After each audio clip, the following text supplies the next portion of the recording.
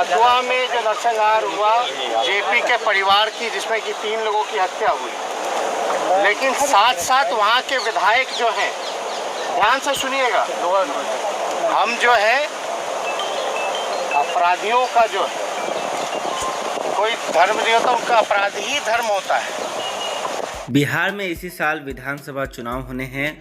Corona virus और lockdown के चलते राजनीतिक सरगर्मी उतनी नहीं दिख रही थी, लेकिन गोपालगंज में आरजेडी नेता के घर पर फायरिंग में परिवार के 3 लोगों की मौत ने माहौल को गर्मा दिया है। आरजेडी के नेता तेजस्वी यादव अचानक एक्टिव हो गए हैं। गोपालगंज गोलीकांड में जदयू के बाहुबली विधायक अमरेंद्र पांडे उर्फ पप्पू पांडे का नाम आ रहा है।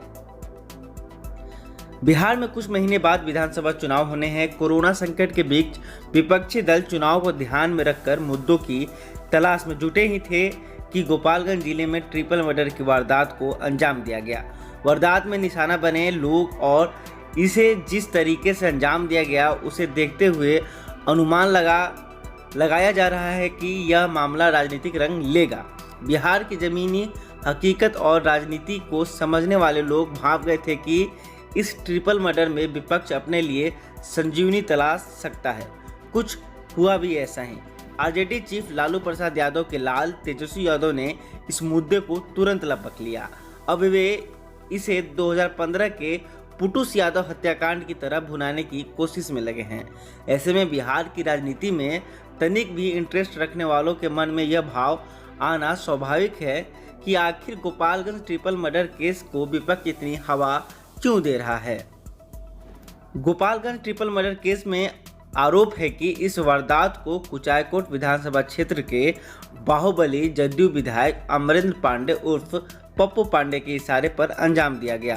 आरोप है कि रविवार की रात गोपालगंज के हथुआ थानांतर्गत रूपनचक गांव में आरजेडी नेता के घर में घुसकर अपराधियों ने जेपी यादव समेत उनके 4 परिजनों को गोलियों से भून दिया था। अपराधियों की ओर से ताबड़तोड़ की गई फायरिंग की वजह से आरजेडी नेता जेपी यादव की माता पिता की मौत हो गई थी, जबकि गंभीर रूप से घायल उनके एक भाई ने सोमवार की सुबह गोरखपुर के एक अस्पताल में दम तोड़ दिया था। वहीं आरजेडी नेता जेपी यादव और उनके एक भाई अभी भी पटना के पीएमसीएच में इलाजरत हैं। आरोप है कि इस हत्याकांड में जदयू के विधायक अमरेंद्र कुमार पांडे, जिला परिषद अध्यक्ष मुकेश पांडे और उनके पिता सतीश पांडे की संलिप्तता है। यादव नेता और उसके परिवार पर हमले की खबर से तेजस्वी चौकन्ने हो गए और तुरंत इलाजरत जेपी यादव से मिलने पीएमसीएच पहुंच गए। बुधवार को प्रेस कॉन्फ्रेंस कर तेजस्वी यादव ने बिहार की मौजूदा सरकार के सुशासन वाले दावे पर चोट की। तेजस्वी ने मुख्यमंत्री नीतीश कुमार को अल्टीमेटम दिया है कि अगर वो किसी अपराधी को संरक्षण नहीं देते हैं तो 24 घंटे के अंदर जदयू विधायक अमरेंद्र पांडे उर्फ पप्पू पांडे की गिरफ्तारी कराए, लेकिन ऐसा हुआ नहीं है। कल वे अपने कार्यकर्ता के साथ पटना से गोपालगंज कूच करने वाले थे, लेकिन सरकार ने उन्हें अनुमति नहीं दी। तेजस्वी यादव के इस बयान के बाद सत्ता पक्ष और विपक्ष के नेताओं के बीच बयानबाजी जारी हो रही है। लालू फैमिली ने शुक्रवार को पटना में हाई वोल्टेज ड्रामा शुरू किया था। तेजस्वी यादव, राबड़ी देवी और तेजप्रताप यादव आरजेडी विधायकों और कार्यकर्ताओं के साथ गोपालगंज कूच करना चाहते थे, लेकिन प्रशासन ने उन्हें रोक लिया।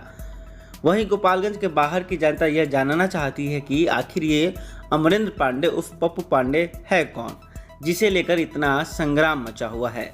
आइए विस्तार से जानते हैं जदयू के इस बाहुबली विधायक के बारे में।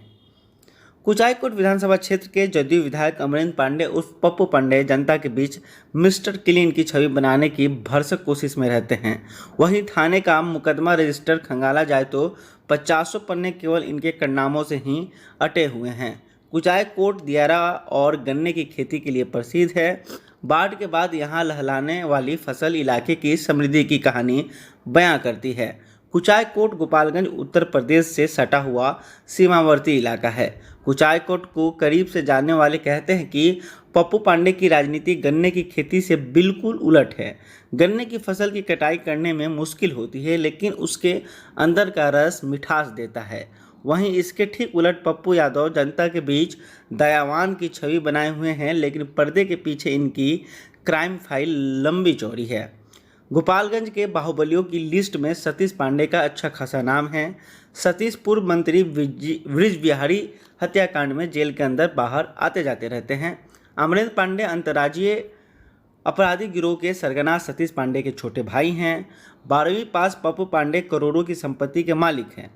अमरेंद्र 2015 में जदयू के टिकट पर विधानसभा पहुंचे हैं। इससे पहले 2010 में बीएसपी के टिकट पर भी विधायक बने थे। अमरेंद्र पांडे उर्फ पप्पू पांडे के खिलाफ दर्जनों मामले दर्ज हैं, लेकिन अब तक कोई कार्रवाई नहीं है। मुकदमों की लिस्ट में हत्या, वसूली, रंगदारी जैसे मामले हैं। हम कुछ बड़े